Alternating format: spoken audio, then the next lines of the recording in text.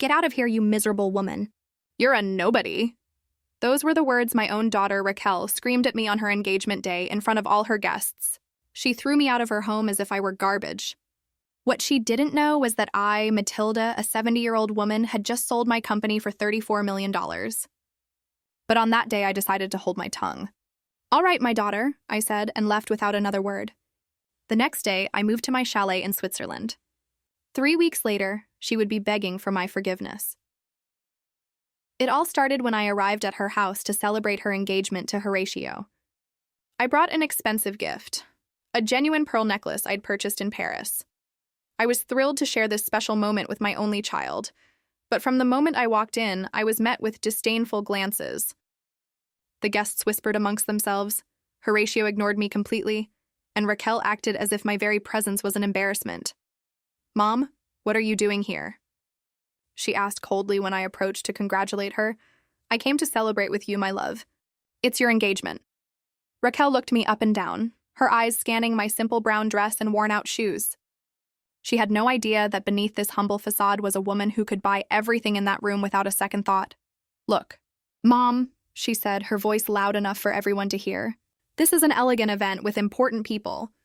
You can't just show up dressed like a cleaning lady and expect to fit in."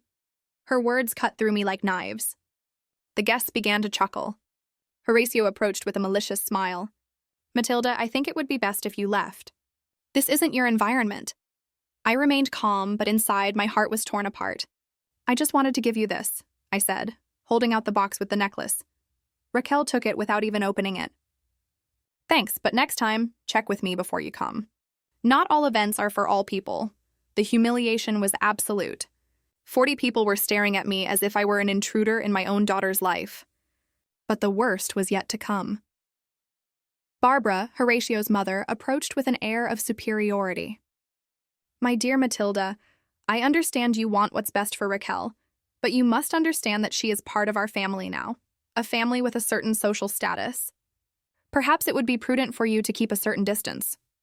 Her words were the final straw. Raquel nodded in agreement with her future mother-in-law.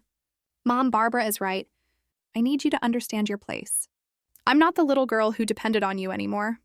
I have a prosperous life now, a bright future, and frankly, your presence is embarrassing." My world collapsed in that instant. My mind flashed back to all the years I'd worked myself to the point of exhaustion to give her the best education, the sacrifices I made so she would never want for anything. I sold my first apartment to pay for her university. I gave up on relationships to dedicate myself completely to her, and now she was treating me like an obstacle. Embarrassing? I repeated, my voice trembling. The guests moved closer, eager to hear the rest of the show. Raquel put her hands on her hips, defiant. "Yes, Mom, embarrassing. Look around you. These are successful entrepreneurs, distinguished professionals. What do you bring to the table? What could you possibly talk to them about?" Horatio intervened with calculated cruelty. "Matilde, let's be honest. You live in a rented apartment. You have no savings. You don't have a college education. Raquel deserves to be surrounded by people on her level." His words were like perfectly aimed daggers, each syllable designed to humiliate me publicly. Barbara added her own venom with feigned elegance. "It's not personal, dear. We simply believe Raquel needs to focus on her new life without distractions from the past."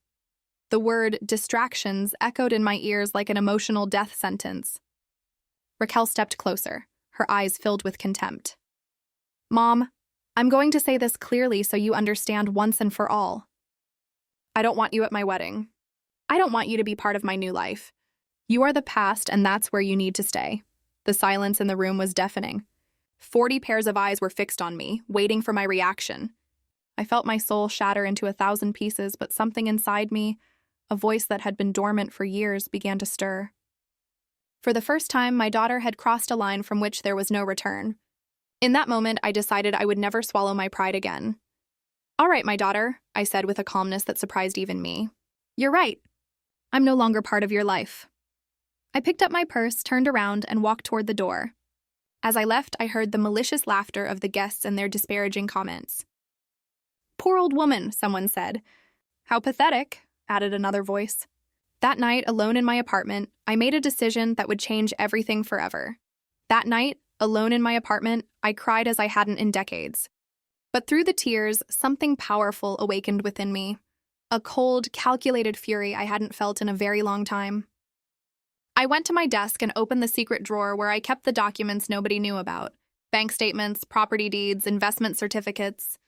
$34 million, all waiting for my command. Raquel had no idea who her mother truly was. To her, I was just a poor, pathetic old woman. The truth was far different. For 40 years, I had built a financial empire, working in the shadows. While she was studying and having fun, I was investing every penny I earned. Real estate in 3 countries, shares in multinational corporations, high-yield investment funds, all solely in my name. At dawn, I called my lawyer, Agustin. I need to see you urgently, I said. It's time to activate the plan we prepared years ago. Agustin was the only person who knew my true financial situation. He had handled all my transactions, protected my assets, and kept my secret for decades. Are you finally going to reveal your fortune? He asked curiously. Not exactly, I replied with a bitter smile. I'm going to disappear for a while. But first, I want Raquel to learn a lesson she will never forget. Agustin understood immediately. He knew the whole story of my sacrifices for my daughter and how much I had suffered in silence. That same morning, I packed only the essentials, 3 suitcases with simple clothes, some personal documents and photos of Raquel when she was little. I left everything else exactly as it was. I wanted it to seem as if I had left as a defeated, humiliated woman. But the truth was far different. As I packed, I remembered the day Raquel was born. I was 30 years old, single, and decided to adopt her when no one else would. The first few years were incredibly tough. I worked 3 jobs to support her and studied at night to advance my career. I gave up any semblance of a social life to be completely devoted to her. Every dollar I earned was split in 2, half for our basic expenses, the other half for investments that would secure our future. Raquel never knew she was adopted. I told her that her father had died when she was a baby. She never questioned the story, never asked for details. She simply accepted that we were a family of 2, and I dedicated my body and soul to being the best mother I could be. Apparently, it wasn't enough. I called Elias, my trusted accountant. I want you to transfer $5 million to the Swiss account immediately, I ordered, and prepare the paperwork to activate the European properties. I'm leaving for an indefinite period. Elias had worked with me for 20 years. He knew that when I made a decision, it was final. What should I do if Raquel asks for you? He inquired. Tell her that her mother was exactly who she thought she was. A woman with no resources who left in shame, I answered coldly. But Elias, keep all my assets protected. I might need them soon. Before leaving, I wrote a letter I wouldn't send right away. Dear Raquel, for 70 years I have lived for others. First for my parents, then for you. I never asked myself what I wanted for myself. Yesterday you gave me the answer. I want dignity, I want respect, and if I can't have them with you, I will find them elsewhere. Your mother, who is no longer a burden. The taxi arrived at 6 a.m., a black Mercedes I had hired to take me directly to a private airport. But before departing, I made one last call. Horatio, I said when he answered, surprised. It's Matilda. I just wanted to thank you. Thank me for what? He asked, confused. For showing me who you really are, and for showing me who my daughter is when she's with you. I hung up before he could respond. The private jet was waiting for me on the tarmac, its destination Zurich, Switzerland. My chalet in the Swiss Alps awaited me, a silent refuge where I could plot my next move. But before boarding, I made one more decision. I called Maria, Raquel's housekeeper. Maria, it's Matilda. Can you do me a favor? Maria had always been kind to me, unlike my own daughter. Of course, Mrs. Matilda. What do you need? I want you to observe everything that happens in that house for the next few weeks. If anything important happens, call me at this number. During the flight, I reviewed my bank accounts on my tablet. $34 million strategically distributed around the world. Properties in Miami, Buenos Aires, Paris, and of course my beautiful chalet in Switzerland, where no one could find me until I decided to reappear. As the plane flew over the Atlantic, I smiled for the first time in years. Raquel had gotten exactly what she wanted, to get rid of her embarrassing mother. But she would soon discover she had made the biggest mistake of her life. The chalet in Switzerland was exactly what I needed, a perfect sanctuary where no one see. The chalet in Switzerland was exactly what I needed, a perfect sanctuary where no one could find me until I decided when and how to return. From its vast windows, I could see the snow-capped Alps, a landscape that calmed my spirit and brought mental clarity. I had bought this property 5 years ago as an investment, but now it has become my headquarters for planning what comes next. The first week, I dedicated myself to resting and processing everything that had happened. But in the second week, Maria called with news that ignited my fury all over again. "Mrs. Matilda," she said, her voice worried, "you need to know what's happening here. Raquel is telling everyone that you left because you couldn't keep up with her lifestyle. She says you were a financial burden, and that's why you disappeared." "What else is she saying?" I asked, feeling the rage build in my chest. "She says you never had any savings, that you lived off loans, and that reality finally caught up with you. Horatio is telling people at his job that his mother-in-law was a troubled woman who didn't know her place. And Barbara," Maria paused, "Barbara is throwing a party to celebrate that you're gone." My hands trembled with indignation. Not only had they publicly humiliated me, but now they were destroying my reputation to paint themselves as the heroes of the story. Raquel had turned my departure into her personal victory. That could not stand. That same night, I called Agustin. "I want you to investigate everything about Horatio and his family. I need to know where their money comes from, what businesses they have, if they have debts, enemies, secrets, everything." Agustin was a brilliant lawyer with contacts everywhere. If there was anything to uncover about my son-in-law, he would find it. "I also want you to hire a private investigator," I continued. "I need photos, videos, and audio recordings. I want every move Raquel and Horatio make over the next few weeks documented. But be discreet. They can't know we're watching." 3 days later, Agustin called with explosive information. "Matilda, I found something very interesting about Horatio. His company is on the brink of bankruptcy. He owes $3 million to various suppliers, and the bank is threatening to foreclose on his office mortgage. Apparently, he's been keeping up appearances with borrowed money. Does Raquel know any of this?" I asked, my curiosity growing. "According to my sources, she has no idea. Horatio has been lying to her about his financial situation. In fact, he was counting on you leaving her some inheritance to save his business. That's why he was so upset when you left without a trace." The irony was delicious. Horatio had despised me for being supposedly poor, when in reality, he was the broke one. And my daughter, who had cast me out for being embarrassing, was about to marry a man who couldn't even pay his own debts. But the most valuable piece of information came a week later. The private investigator sent me a video that would change everything. It showed Horatio in an elegant restaurant with a young woman. It was clearly not a business meeting. They were kissing, holding hands, acting like lovers. The video was dated after his engagement to Raquel. "Perfect," I murmured as I watched the video for the third time. This was exactly what I needed. But before I used this information, I decided to run a test. I wanted to see just how far my daughter's cruelty would go. I called Raquel from an unknown number, pretending to be a social worker. "Miss Raquel, we're looking for your mother, Matilda. We have some important documents for her." "My mother doesn't live here anymore," Raquel answered coldly. "She left because she couldn't support herself.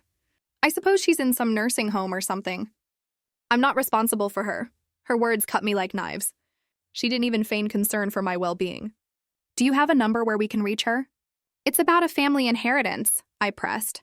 Raquel laughed cruelly. "Inheritance? My mother never had a family with money. It must be a mistake. And even if it were true, she's no longer part of my life. Look elsewhere." I hung up the phone with tears in my eyes, but also with a steely determination. My own daughter had sealed her fate. Not only had she thrown me out of her life, but she was willing to deny me even the possibility of an inheritance. It was time she met the real Matilda. That night, from my study in the chalet, I began to design my revenge. First, I would dig deeper into Horatio's financial situation. Second, I would use the video of his infidelity at the perfect moment. Third, I would return to the city when they least expected it, not as the humiliated woman who had left, but as the powerful woman I truly was. I called Elias and gave him precise instructions. "I want you to prepare all the documentation for my properties and investments. We're going to need to show irrefutable proof of my wealth very soon. Are you planning to reveal your fortune?" he asked. "Not just that," I replied with a smile he couldn't see. "I'm going to give them the most expensive lesson of their lives." The plan was taking shape. Raquel had wanted to get rid of her embarrassing mother. Soon she would discover that she had cast out the only person who had ever loved her unconditionally. And by the time she realized her mistake, it would be far too late for forgiveness. The fourth week in Switzerland brought news that fueled my thirst for justice even more. Maria called me, completely distraught. "Mrs. Matilda, you have to hear this. Raquel is planning to sell the apartment where you lived. How is that possible?" I asked, stunned. "That apartment is in my name. She's telling everyone that you signed over power of attorney before you left, that you were so desperate you gave her everything so you wouldn't be a burden." My blood boiled. Not only had they invented lies about my departure, but now they were trying to steal my property. But Raquel had made a fatal mistake. That modest apartment was just one of my smallest assets, one I had intentionally kept to avoid suspicion about my true economic status. "Maria," I said, my voice calm but lethal, "I need you to do something for me. Record every conversation you can. When Raquel talks about my supposed poverty, when she mentions the fake power of attorney, when she mocks me, record it all." Maria immediately understood the importance of my request. That same afternoon, I called Augustine. "Raquel is trying to sell a property that doesn't belong to her using forged documents. I want you to initiate legal action immediately." "Do you want me to sue her for fraud?" my lawyer asked. "Not yet. First, let her sink deeper into her own lies. When she's completely exposed, then we'll strike." Meanwhile, the private investigator sent me more devastating information about Horatio.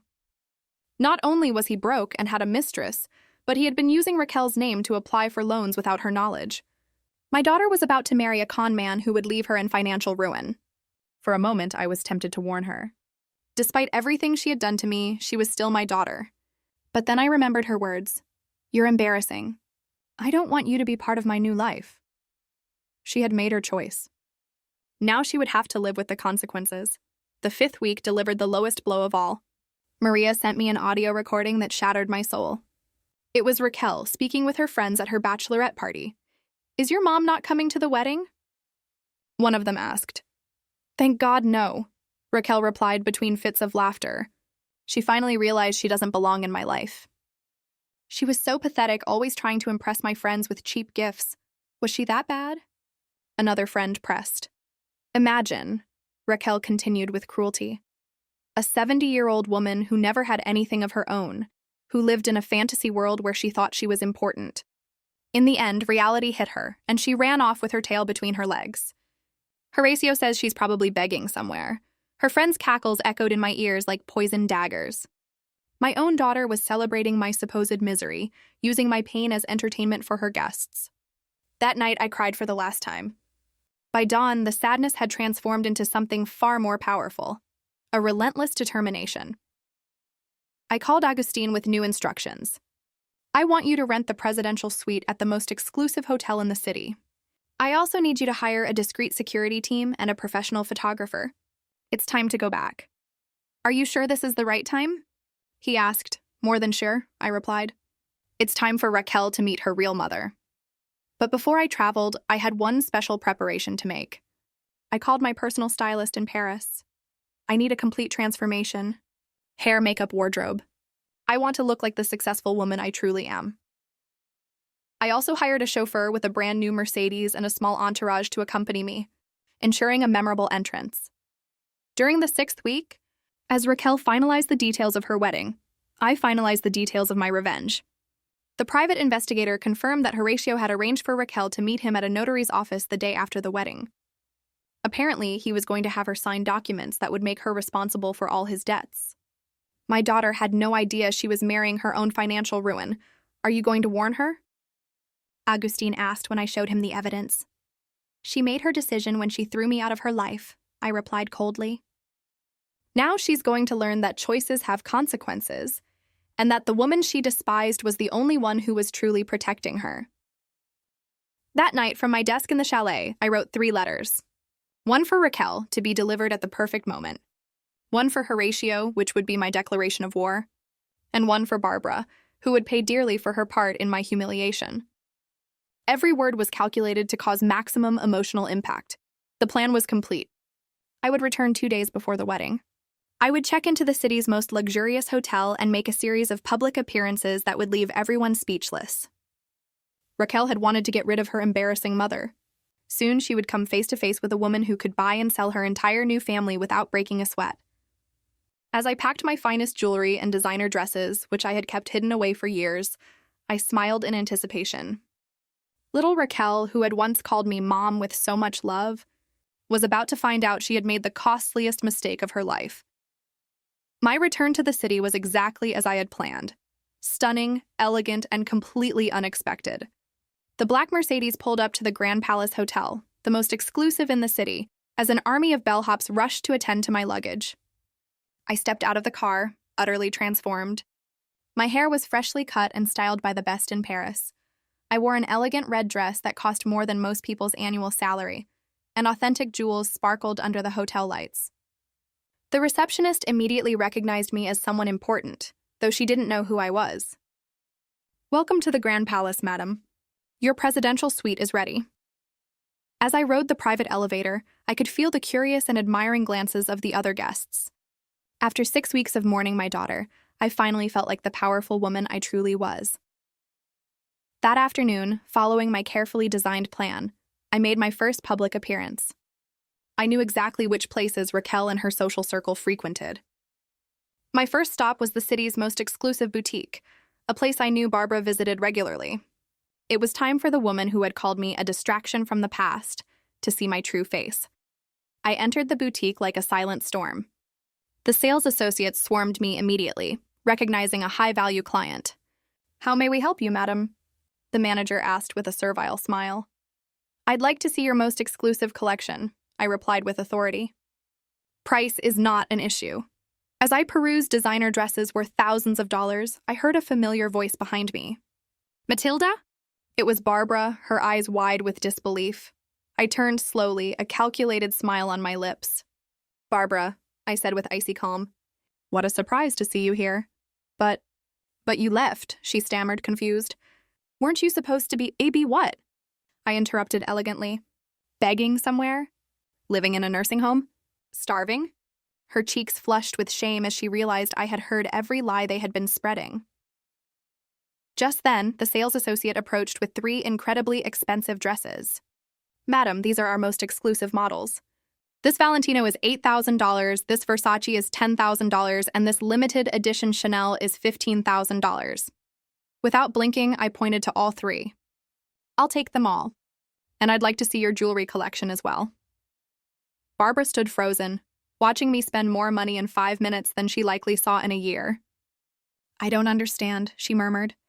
"Raquel said you had no money, that you were a financial burden." "My dear Barbara," I replied, trying on a $20,000 diamond necklace, "it seems my daughter doesn't know her mother as well as she thought. The modest apartment, the simple clothes, that's called discretion. Some of us need to be sure we are loved for who we are, not for what we have." Apparently, I failed that test with my own daughter. The manager returned with a tray of jewels that glittered like stars. I selected a matching necklace, bracelet, and earring set worth $35,000. "This is perfect. Charge everything to my black card." When I pulled out the credit card with no limit, Barbara nearly fainted. "Barbara," I said as I signed the receipt, "I want you to give Raquel a message for me. Tell her that her embarrassing mother is back. And also tell her that on her wedding day, she's going to receive a surprise she will never forget." "Are you going to the wedding?" she asked, her voice trembling. "Oh no," I replied with a devilish smile. She was very clear that I wasn't welcome. But that doesn't mean I can't send a gift. I walked out of the boutique, leaving Barbara utterly confused and terrified.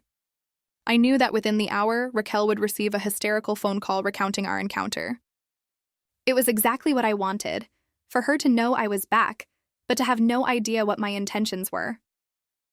That night, from my presidential suite, I called Elias.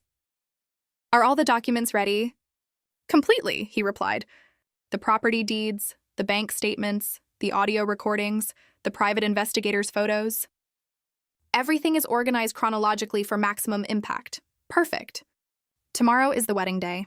It's time for Raquel to learn who her mother really is." But before I went to sleep, I had one more call to make. I dialed Maria's number. "Maria, how are things at the house?" "Mrs. Matilde, they're all hysterical."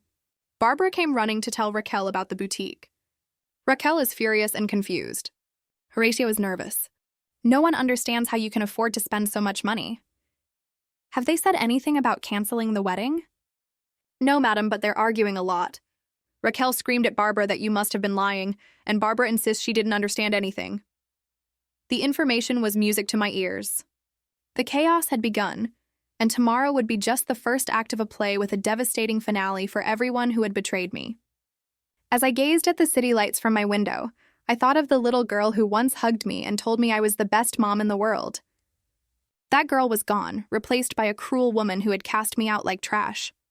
Tomorrow, that woman would pay the price for her ingratitude.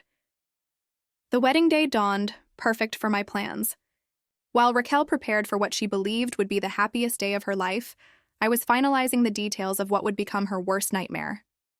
From my presidential suite, I coordinated every move like a general preparing for a decisive battle. The war had begun, and I held all the weapons. My first act was to send a special gift to the church, a spectacular floral arrangement of white orchids with a card that read, "For Raquel on the most important day of her life. With love, the mother who is no longer a burden." I knew those words would unnerve her, but that was just the appetizer. While Raquel was getting dressed, I prepared for my own grand entrance. The dress I had chosen was a work of art, an elegant black Armani that cost more than her entire wedding budget. The accompanying jewels were worth as much as a house. Every detail was calculated to project power, elegance, and reclaimed dignity. At 2 p.m., after the ceremony had already begun, I launched the second phase of my plan. I called Agustin. "It's time for the press conference," I said. "Are you sure?" he asked. "After this, there's no going back." "I'm more than sure," I replied. "It's time the entire city learned the truth about Raquel's perfect family." The press conference was held in the hotel's main ballroom at the same time as the religious ceremony. Journalists from all the major outlets had gathered, lured by the promise of an explosive revelation about one of the most talked-about weddings of the social season. When I entered the room, a hush fell over the crowd. My transformation was so radical that many didn't recognize me at first. "My name is Matilde," I began, my voice firm and clear. "And I am the mother of Raquel, the bride who is at this very moment getting married at St. Anthony's Church. I am here to clear up some lies that have been spread about me." The camera flashes began to pop as the journalists realized they had a bombshell story on their hands. For the past few weeks, my daughter has been telling everyone that her mother was a poor, destitute woman who left in shame because she couldn't support herself. I paused dramatically, holding up the first set of documents. The truth is very different. I am the owner of a business empire valued at $34 million. A murmur in the room swelled into a roar of astonishment. Reporters surged forward to photograph the documents I displayed: property deeds in 3 countries, bank statements, investment certificates. All authentic, all verifiable, and all completely devastating to the story Raquel had been telling. My daughter threw me out of her life because she was ashamed to have a mother who, according to her, didn't have the right social status, I continued, my voice calm but filled with pain. What she didn't know is that all the money she spent on this lavish wedding, the entire education she received, every luxury she has ever enjoyed, was funded by the company I built working day and night for 40 years. At that moment, Agustin stepped up to the microphone with more explosive documents. "We have evidence that Miss Raquel has been attempting to sell properties that do not belong to her using forged documents. We also have recordings where she mocks her mother's supposed poverty and celebrates her departure as a liberation." He played one of the audio files Maria had recorded. Raquel's voice echoed through the ballroom. "Thank God she's gone. She was so pathetic, always trying to impress people with cheap gifts. Horacio says she's probably begging somewhere." The silence that followed was deafening. The silence that followed was devastating. For the first time in her life, Raquel was facing the real consequences of her actions. She had lost her mother, married a swindler, and her reputation was publicly destroyed. All because she had chosen money and status over unconditional love. Raquel sat in the chair for several minutes, processing the complete devastation of her life. Horacio had tried to flee, but Agustin had discreetly called hotel security and the police. The charges of fraud and document forgery were already being processed. My revenge was more perfect than I had imagined, but it wasn't over yet. "Mom," Raquel finally said, her voice broken, "I know I was wrong. I know I was terrible to you. But you're my mother. You have to help me. I'm ruined. I have to help you, I repeated with irony. Like you helped me when you threw me out of your life? Like you helped me when you called me a miserable nobody? But I'm your daughter, she cried desperately. Mothers are supposed to love their children unconditionally. You're right, I answered with deadly calm. Mothers do love unconditionally. I loved you for 30 years without asking for anything in return. I gave you everything I had. I sacrificed my own happiness. I gave up relationships to dedicate myself completely to you. And when I needed you most, when I needed your love and support, you threw me away like trash. Just then my phone rang. It was the private investigator with fresh news. Mrs. Matilda, he said, Horatio just tried to empty the joint bank account he has with your daughter. He transferred all the money to an account in the Cayman Islands. The information was the final nail in the coffin. Your husband just stole all your savings, I informed Raquel. He transferred them to an offshore account 10 minutes ago. Raquel turned a shade of green. What? Yes, my dear. The man you chose over your mother, the man for whom you publicly humiliated me, has just left you without a cent. Horatio, who had been quiet, waiting for a chance to escape, finally exploded. This is your fault, he yelled, pointing at me. Everything was perfect until you showed up with your lies. My lies? I asked with a cold laugh. Which part was a lie? The $34 million? Your bankruptcy? Your mistress? The forged documents? Everything I said has verifiable proof. You ruined your own life when you decided to defraud my daughter. I simply made sure you both paid the price for your decisions. At that moment, the police entered the suite to arrest Horatio. The charges included fraud, forgery, and identity theft. As they led him away in handcuffs, he screamed at Raquel, "This isn't over! You're going to pay for all the money I lost because of you!" His true colors were finally revealed. Mom, Raquel said when we were alone, I understand you're angry. I understand you want to punish me. But please don't leave me like this. I have no one else. You have Barbara, I replied sarcastically. The woman who told me to keep my distance because I didn't have the right social status. I'm sure she'll help you now that you're the daughter-in-law of a criminal. Barbara already turned her back on me, Raquel admitted with shame. When she heard about the scandal, she told me her family couldn't be associated with me. She banned me from her house. What a surprise, I said, showing no compassion. It turns out your new family abandons you at the first sign of trouble, unlike your mother, who put up with 30 years of ingratitude and only left when you threw her out. Just then, Maria arrived with more devastating news. Miss Raquel, she said with genuine pity, Horatio's creditors have already been to the house. They took everything, the furniture, the TV, the computer, even your wedding dress. They say they have a legal right because you signed as a guarantor without realizing it. Raquel completely broke down. In less than 4 hours, she had lost her husband, her money, her belongings, her reputation, and her political family. What am I going to do? She murmured in a state of shock. I have nothing. I have no one. Now you know exactly how I felt when you threw me out of your life, I said without a trace of sympathy. The difference is I was 70 and had dedicated 30 years of my life to loving you unconditionally. You are 30 and have just learned that choices have consequences. Is there nothing I can do to make you forgive me? She asked desperately. Any way to win back your love? My love was never lost, I answered with genuine sadness. But my respect, my trust, and my willingness to be your victim, that was lost forever. So what's going to happen to me? You're going to learn to live on your own, just as I had to when you cast me out, I said, standing to signal that our conversation was over. You're going to find a job, pay your own bills, and face the consequences of choosing money and status over real love. But Mom, I am not your mom anymore, I interrupted with finality. You said it yourself. I am no longer part of your life. Your mother was a woman who sacrificed everything for you without asking for anything in return. That woman died the day you called me miserable and threw me out of your life. I am Matilda, a successful woman who does not tolerate disrespect. Raquel left my suite in tears, finally understanding that she had lost the most valuable thing she had ever had, the unconditional love of her mother. But it was too late for regret. Some wounds don't heal, and some words can never be taken back. She had made her choice, and now she would have to live with it for the rest of her life. 6 months later, my life had found a peace I never thought possible. From my beautiful chalet in Switzerland, I watched the snow-covered mountains while sipping my morning coffee. For the first time in 70 years, I was living solely for myself. Maria would visit once a month to bring me news from the city. Raquel had found a job as a receptionist at a dental clinic, earning just enough to rent a small apartment in a modest neighborhood. Horacio had been sentenced to 5 years in prison for fraud.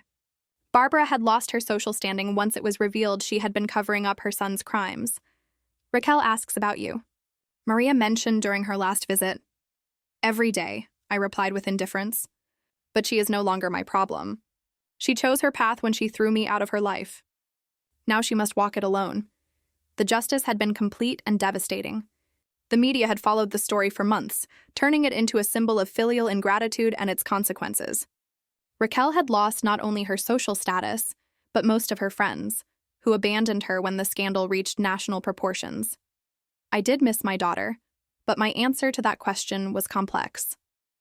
I missed the little girl she once was, the teenager who hugged me after a nightmare, the young woman who called me her best friend. But the cruel woman who had cast me out like trash? Here, I did not miss it all. One afternoon, while sorting through family photos, I found a letter Raquel had written to me when she was 8. "Dear Mommy," it said in a child's scrawl, "you are the best mom in the world. When I grow up, I want to be just like you, strong, hardworking, and loving. I love you more than the stars and the moon put together." Tears streamed down my cheeks as I read those innocent words. That night, I wrote in my journal, "The girl who wrote that letter would have defended her mother against anyone. But that girl grew up and chose cruelty over compassion. I cannot forgive the woman for the sake of the child she once was." The first anniversary of my departure was spent in Paris, buying art for my new private gallery. As I walked through the Louvre, I thought of all the times I had dreamed of traveling but had given up those dreams to pay for Raquel's education. Now I was 71, a multimillionaire, and finally able to do everything I had postponed for the sake of being a mother. One evening, my phone rang with sad news. "Mrs. Matilda," Maria said, "Raquel collapsed at work last week. They took her to the hospital for malnutrition and stress. The doctor said her emotional state is critical. She asks every day if you will ever forgive her. She says she would rather be dead than live knowing she lost her mother forever." "She should have thought of that before she threw me out like trash," I responded with the same coldness. I also wished I were dead for weeks after her betrayal. The difference is I didn't deserve that pain. After hanging up, I went to the balcony of my suite and looked out at the lights of Paris. I had found peace, prosperity, and dignity, but I had lost the illusion of a daughter's unconditional love forever. It was a high price, but it was the price Raquel had put on our relationship when she chose to publicly humiliate me. 5 years had passed since that day that changed my life forever. Now, at 75, I stood on the terrace of my new villa on the French Riviera, watching the sunset over the Mediterranean. The pain had transformed into wisdom, and the betrayal into liberation. My art gallery in Monte Carlo had become one of the most prestigious in Europe. My investments had grown to $50 million.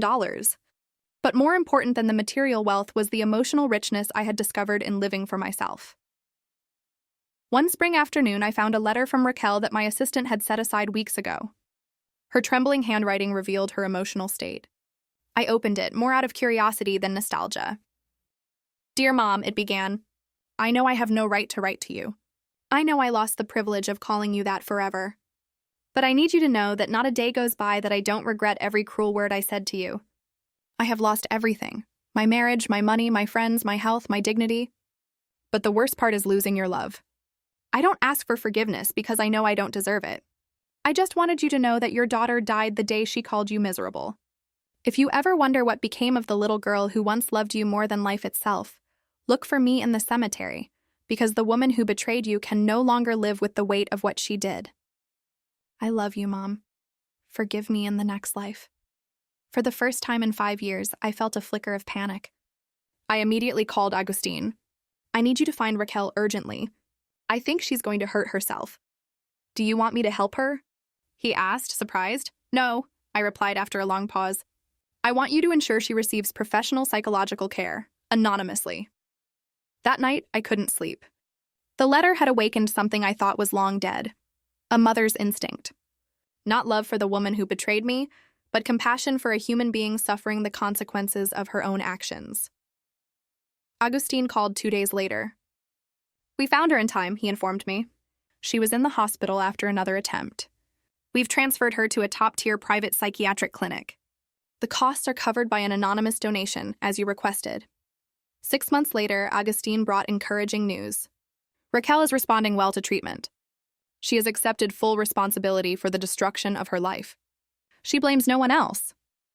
When told an anonymous benefactor was paying for her treatment, she asked if it was me. When they couldn't confirm, she simply said, "It doesn't matter who it is. My mother has already done enough for me for 30 years. This is something I have to overcome on my own." Her words reached my soul. For the first time in 5 years, Raquel was showing the maturity and humility I had always hoped for. But it was too late for reconciliation. The damage was too deep, and I had built a new life where there was no room for the pain of the past. A year later, Raquel was discharged. She had found a job as a volunteer at a rehabilitation center, helping others who, like her, had hit rock bottom. As I write these final lines in my journal at 76, I can honestly say I regret nothing. I learned that forgiveness doesn't always mean reconciliation, and that sometimes loving someone means letting them go forever. Raquel and I now live in parallel worlds. She, rebuilding her life from the ashes of her mistakes. I, enjoying the life I have left, free from the emotional burdens of the past. The best lesson I could ever give my daughter was to show her that even the purest love has boundaries that cannot be crossed without permanent consequences.